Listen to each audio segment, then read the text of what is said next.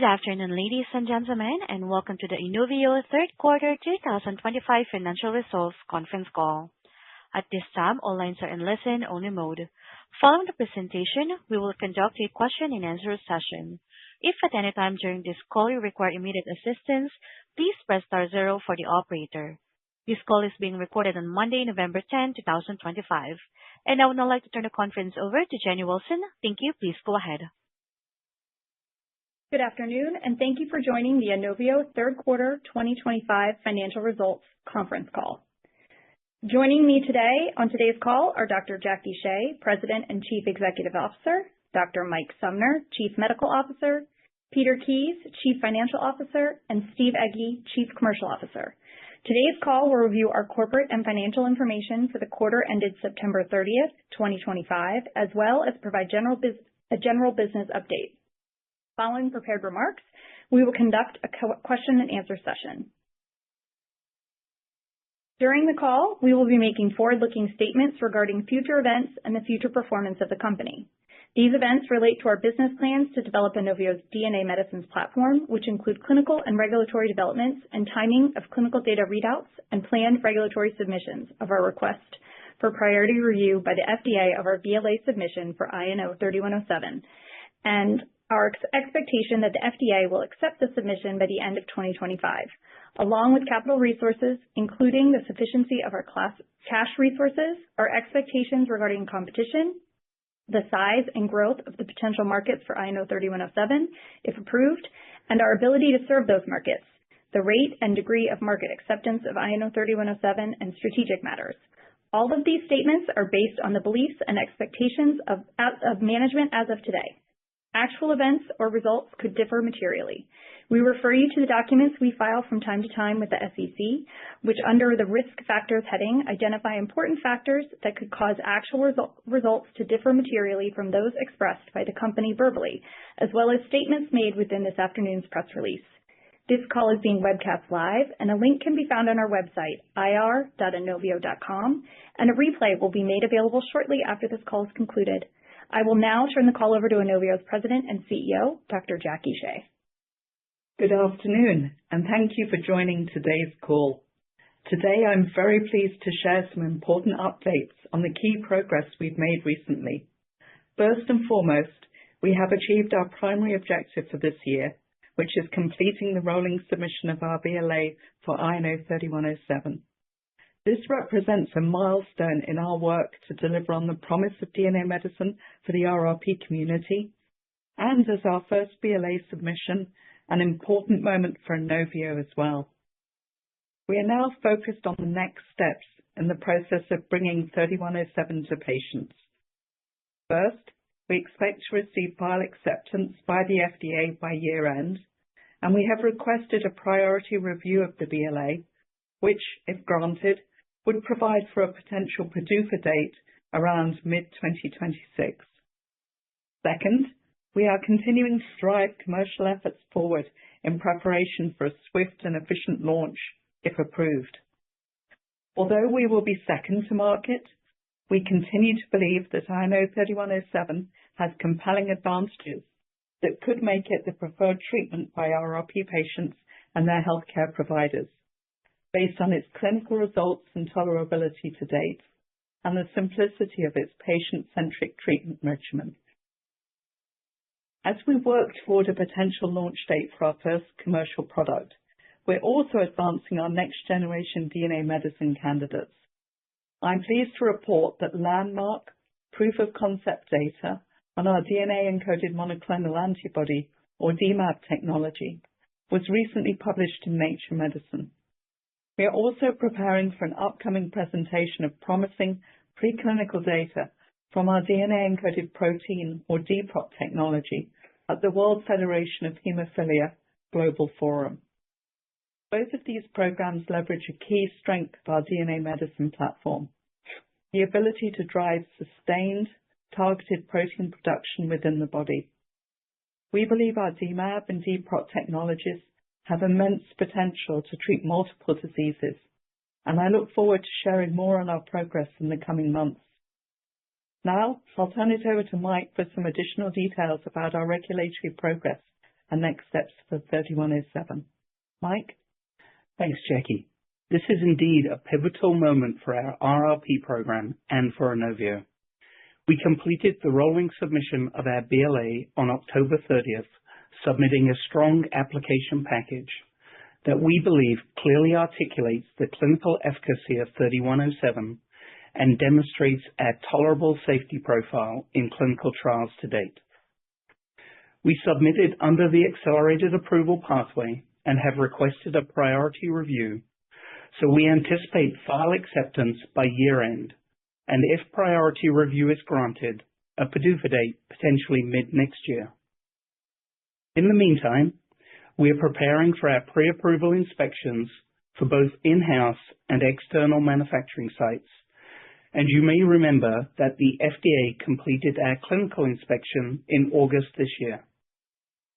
We are also working to finalize our confirmatory trial plans. We had previously aligned with the FDA on a design for a randomized placebo-controlled trial, based on guidance indicating that a placebo control arm was required for an indication in patients who had 2 or more surgeries in the year prior to treatment. We now recognize that the landscape has changed, following the recent full approval of Papzimeos, including how the FDA might view data requirements to support product approvals. The agency has confirmed that we only need to have initiated the confirmatory trial and enrolled a patient prior to approval, which we believe is achievable based upon our progress to date. As you will recall, we are working with more than 20 U.S. academic sites and have made significant progress with site initiation activities, which should enable us to rapidly initiate our confirmatory trial and deliver results in a timely manner. We nevertheless want the opportunity to further discuss potential options for our confirmatory trial design with the agency and have submitted a request for a Type D meeting. With a potential approval approaching, I'd like to take a moment to highlight the strengths of our RRP program, strengths that have been foundational to our progress so far, and that I believe have the potential to position 3107 as a paradigm-shifting treatment preferred by patients and their healthcare providers. First, we believe that there is a significant unmet need among the adult RRP patient community, even with an approved treatment on the market, and they deserve to have therapeutic options that work for them, to reduce the number of surgeries needed to control their debilitating rare disease. Next, 3107 has a mechanism of action that elicited an antigen-specific T-cell response that corresponded to a reduction in surgery in our phase 1/2 trial. In fact, the majority of patients experience fewer surgeries, with most experiencing a 50 to 100% reduction compared to the year before treatment. That clinical benefit continued to improve for most patients in the second 12-month period post-treatment without additional dosing. I also want to highlight that our innovative Selectra administration technology is an integral part to the effectiveness of INO 3107, enabling the targeted, localized delivery of a DNA immunotherapy and offering a simple, effective, and well-tolerated treatment experience. Building on these foundational strengths, I think what really sets 3107 apart is its potential to address the biggest concern that RRP community has shared time and again. First and foremost, we know that RRP patients, every single surgery matters. As we shared at the European Society for Medical Oncology Congress recently, INO 3107 demonstrated continued clinical benefit with a persistent decline in the mean number of surgeries through year 2 post-therapy. For patients, that means a substantially lower average number of surgeries per year, a 78% drop from baseline to year 2, meaning less exposure to the risks and costs of surgery. We also believe one of the key strengths of our DNA medicine platform is the ability to continue treatment beyond the initial treatment regimen, further enhancing the immune response, as we have demonstrated with other HPV-targeted DNA medicines. We believe this provides an opportunity to consider a longer-term treatment strategy to potentially extend or further improve clinical response, which is important for a chronic, often lifelong, virally mediated disease. The RRP community has also been very clear in their goal to make surgery a last resort, not a first-line treatment. As I said earlier, that was top of mind when we set out to study 3107, and our treatment regimen stands in stark contrast to Precigen's recently approved product. In their clinical trial, prior to the third and fourth doses, patients were scoped to identify any residual papilloma tissue, and if any was found, a surgery was performed to maintain what is referred to as minimal residual disease, or MRD. This process is reflected in the dosage and administration section of the prescribing information. They report these surgeries are performed to mitigate the effect of the immunosuppressive papilloma microenvironment and maximize the chance of clinical benefit for their product. So what does this requirement for maintenance of MRD during the dosing window mean for patients? 83% of patients in their clinical study underwent at least one of these surgeries, with 40% undergoing surgery at both time points. For the patients who later went on to have a complete response, 72% of patients, or 13 out of 18, received surgery in the dosing window. These MRD surgeries during the dosing window were not counted against their efficacy endpoint, as they only started counting surgeries following completion of dosing. In contrast, in our trial for 3107, we counted every surgery following the first day of treatment against our endpoint. We believe that every patient deserves a treatment that reduces the number of surgeries they face, and that includes any surgeries that are part of a treatment regimen. That's just one of the core reasons we see so much potential for 3107 and believe it could become the product of choice for RRP patients and providers. With that, I'll turn it over to our Chief Commercial Officer, Steve Egge, to provide an update on the commercial front. Steve? Thanks, Mike. I'd like to start with why we're confident that 3107 has the potential to become the product of choice in the RRP market. A key advantage for 3107 is a positively differentiated product profile that I believe will appeal to laryngologists and to their RRP patients who are looking for an effective, well-tolerated treatment that minimizes exposure to the risks and costs of surgery, including during the treatment window. And this belief is founded on market research.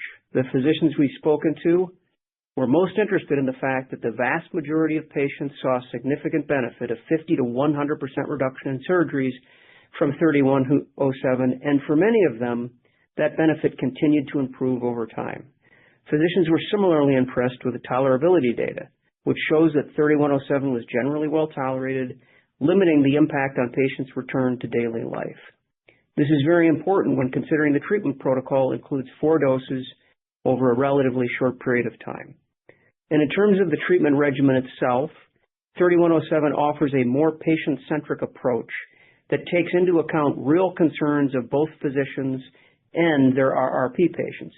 It can be administered in the physician's office without an ultra-cold chain requirement.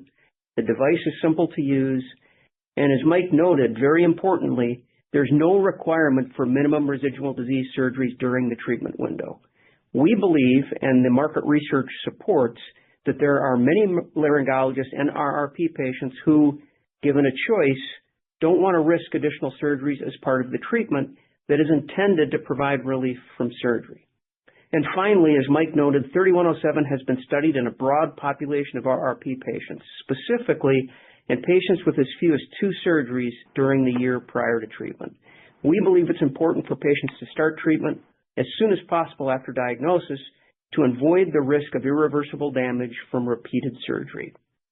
Of course, in addition to these strengths, we'll learn from the launch of Papzimeos and we will plan to be a fast follower in a market that we believe will continue to have significant unmet need when we enter. Moving now to a few updates on launch preparations. We've continued on pace with our regulatory progress. Since our last quarterly report, we've made noted progress on both the market research and operational fronts. We've continued critical research with payers, developed our initial pricing strategy, commenced price optimization work, and completed targeting, segmentation, and product positioning work supporting a positively differentiated product profile. We're preparing for commercialization. We're finalizing contracts with our specialty distributor, specialty pharmacy, and patient hub partners, finalizing our go-to-market model, and advancing the build-out of our commercial organization. I look forward to providing more updates on our progress next quarter as we further advance our commercial preparations. We're planning to get out of the gate quickly if approved, and I'm excited about the opportunity to bring this much-needed treatment to the RRP community. With that, I'll turn it over to Peter for a financial update. Peter? Thanks, Steve. Today I'd like to provide an overview of Inovio's financial results for the third quarter 2025 and provide a snapshot of the year so far. I am pleased to report that we have continued to align our resources to support the development of our lead candidate, INO 3107, and we will be focused on the critical needs ahead as we work towards a potential launch in mid-2026. As you can see here, we've continued to reduce our operating expenses over the past year. Operating expenses dropped from $27.3 million in the third quarter of 2024 to $21.2 million in the third quarter of 2025, a 22% decrease. When you look at the first 9 months of 2025, we've reduced operating expenses by 25% compared to the same time period last year. Our net loss for the quarter increased to $45.5 million, or 87 cents per share, basic and dilutive, primarily driven by a $22.5 million non-cash loss on fair value adjustments related to our warrant liabilities. As the fair value of the warrants fluctuate with our share price and other market inputs, this adjustment can result in significant variability in our reported net loss. However, the net loss from operations prior to other income and expense items for the third quarter of 2025 decreased 22% to $21.2 million from a loss from operations of $27.3 million in the third quarter of 2024. On a per share basis, both basic and dilutive, the loss from operations for the third quarter of 2025 dropped 58% to 41 cents per share from 97 cents per share for the third quarter of 2024. You can see similar reductions in our net loss from operations for the first 9 months of 2025 versus 2024 as we continue to conserve and direct our resources to support the 3107 program. We finished the quarter of 2025 with $50.8 million in cash, cash equivalents, and short-term investments, compared to $94.1 million as of December 31st, 2024. We estimate our cash runway to take us into the second quarter of 2026. This projection includes a net operational cash burn estimate of approximately $22 million for the fourth quarter of 2025. These cash runway projections do not include any further capital raise activities that we may undertake. As a reminder, you can find our full financial statements in this afternoon's press release, as well as in our quarterly report, Form 10-Q, filed with the SEC today. And with that, I'll turn it back over to Jackie. Thanks, Peter.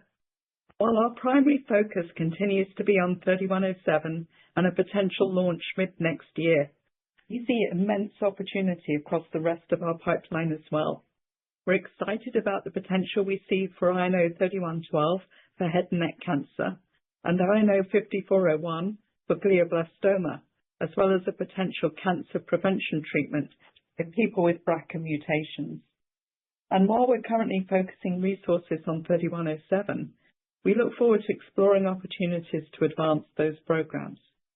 And, as I mentioned during my opening comments, earlier in the clinical pipeline, proof of concept data on Inovio's DMAb technology was recently published in Nature Medicine. This study, led by the Wistar Institute in collaboration with Inovio, AstraZeneca, and clinical investigators at the Perelman School of Medicine at the University of Pennsylvania, was the first clinical demonstration that monoclonal antibodies, which are complex proteins, can be durably and tolerably produced within the human body without generating anti-drug antibodies. Our DPROT technology builds on this research, and our promising preclinical work evaluating the potential to expand into in vivo production of therapeutic proteins will be presented this week at the World Federation of Haemophilia Global Forum, including our first research on factor VIII production. Our DPROT approach aims to address some of the shortcomings of conventional therapeutic protein replacement treatments, including gene therapy approaches.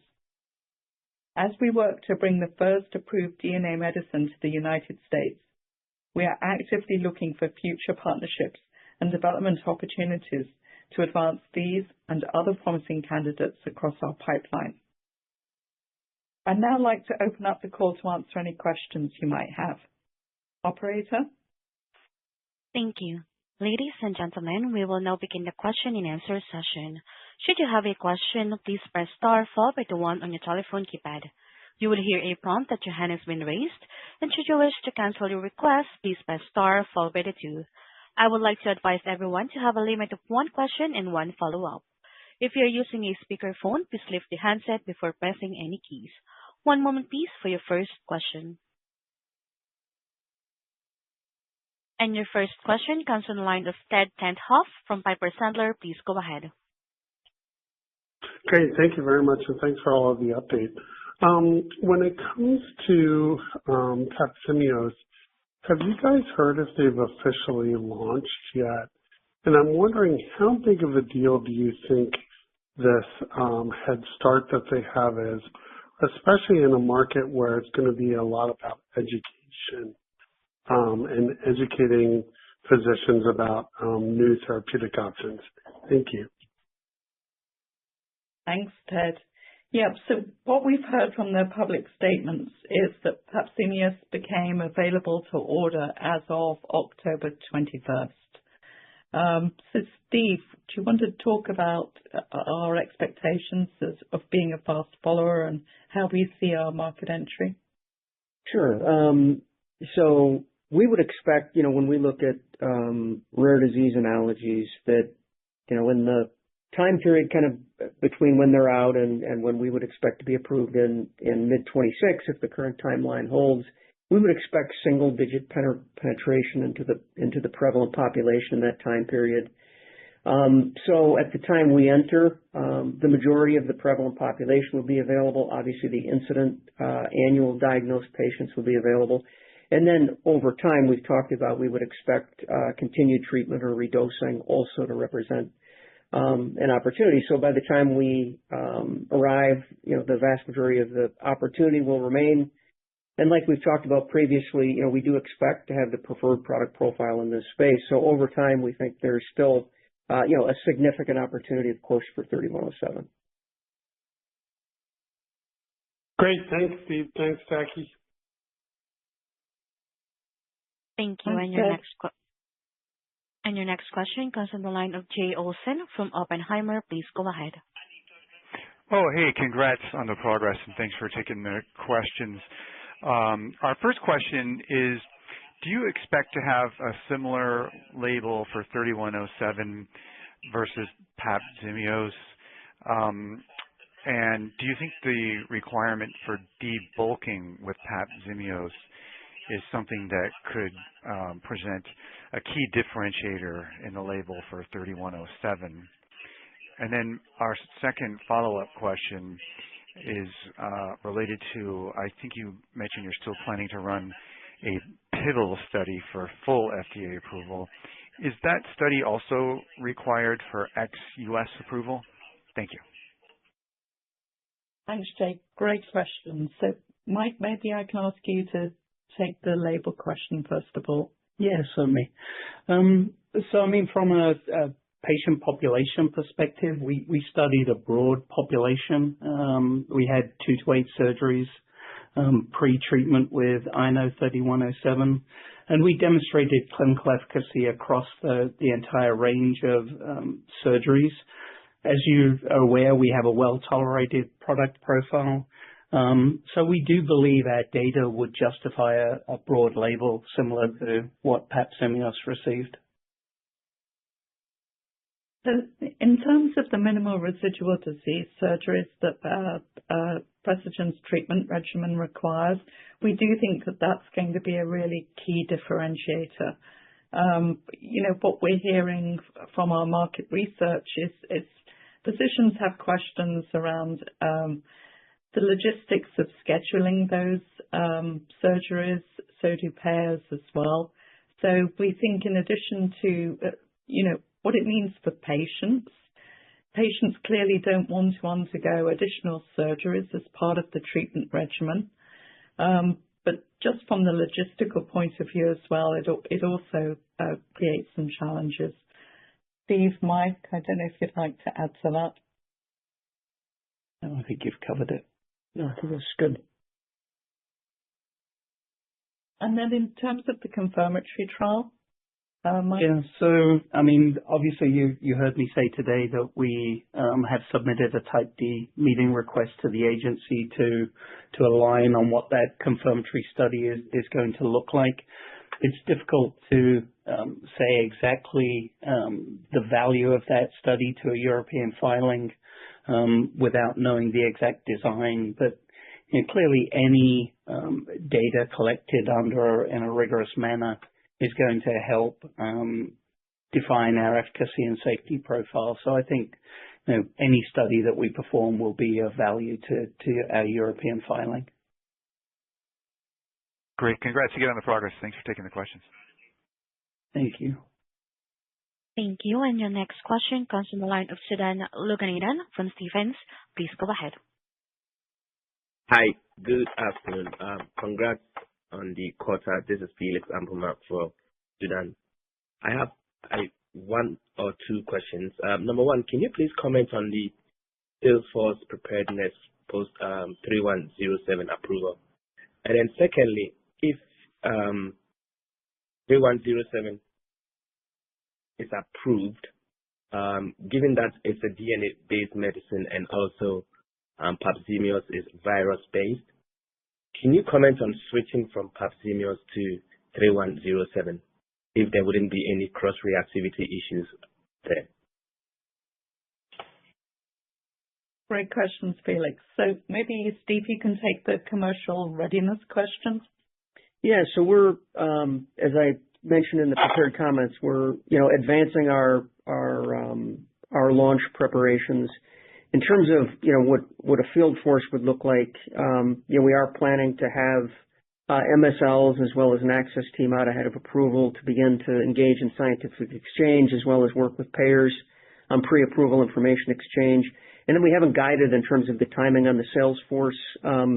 You've probably heard, Precigen has shared that they expect a sales team of 18 territories, and I think it's a safe assumption that we would be kind of, in that neighborhood, but we haven't provided specific guidance there. But we're certainly advancing commercial plans and plan to get out of the gate very, very quickly post-approval. Thank you. Mike, the cross-reactivity? Yeah, certainly. So there's certainly no reason to suspect there would be any cross-reactivity issues for patients who have previously received PAPZIMEOS to receive INO 3107. The one thing we would anticipate, though, is it will be important to give the entire treatment regimen, as clearly we present different epitopes to patients, so they will need to have all 4 courses of the treatment. Okay, thank you. And congrats again. Thank you, Felix. Thank you. And your next question comes from the line of Ram Selvaraju from H.C. Wainwright. Please go ahead. Hi, this is Eduardo on for Ram. I guess some questions related to the DMAb and the DPROT technologies. I was hoping if you could comment a bit on the levels of expression that you're achieving for the DMAb. I know that there was a SARS-CoV neutralizing antibodies that you guys published in Nature Medicine, as you mentioned. Curious about what kind of titers you guys are achieving and if that compares favorably to kind of existing recombinant kind of titers and doses, and where you can, how you're envisioning prioritizing programs within each of these technologies and platforms. Yeah, that's a really great question. So we're excited around our DMAb technology. In the Nature Medicine paper, we described production of two different monoclonal antibodies against SARS-CoV-2 within the body. We were able to get sustained expression over 72 weeks. We didn't see any anti-drug antibodies being produced. And this was a dose escalation and safety study. And we were able to see a dose response with an increasing amount of the DNA medicine being administered. And we were able to increase the dose by giving, increase the amount of monoclonal antibodies that we were able to detect in the blood by giving a second dose. So we were able to demonstrate in this first clinical proof of concept study a concentration in the blood of over 1 microgram per mil. And that would certainly put us into the right range for a number of different antibody therapies, as well as potentially some protein replacement candidates as well. But this was a first proof of concept study. We were able to show that these monoclonal antibodies were functional as well, and as functional as the native monoclonal that we designed this program around.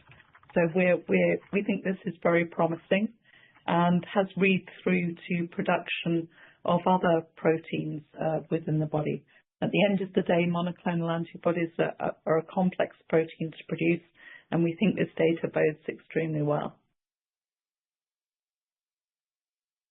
Great, thanks so much. And any thoughts or comments on what specific programs you're going to potentially prioritize in further development down the line? Yeah, so this week we're going to be presenting our first data on some of the preclinical work on some undisclosed targets that we've been conducting, and this first target that we're presenting on is factor VIII for the treatment of haemophilia A. As we're progressing these programs, clearly the majority of our resources are going towards 3107 at the moment, supporting the potential launch of 3107. And so we're going to be looking to advance these programs once we get into the clinic through partnerships, or once we have additional financial resources available. Thank you. And there are no further questions at this time. I will now hand the call back to Jackie Shea for any closing remarks. Thank you.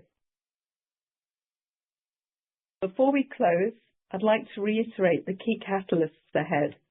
We're now focused on the next milestones for 3107, which include expected BLA file acceptance by year-end and a potential PDUFA date in mid-2026. We'll also finalize our confirmatory trial design with FDA and have this study underway before approval. And we'll continue to advance our commercial preparations so that we'll be ready to launch our first commercial product in the year ahead. In closing, I'd like to take a moment to thank all the patients, advocates, and doctors of the RRP community who have made our progress with 3107 possible. You are at the heart of our efforts to deliver on the promise of DNA medicine and our mission to provide every RRP patient with effective and durable relief from the devastating cycle of surgical interventions. As always, we're moving forward with the patient in mind, knowing that every day and every surgery matters. Thank you for your attention, and good evening, everyone. And this concludes today's call. Thank you for participating. You may all disconnect.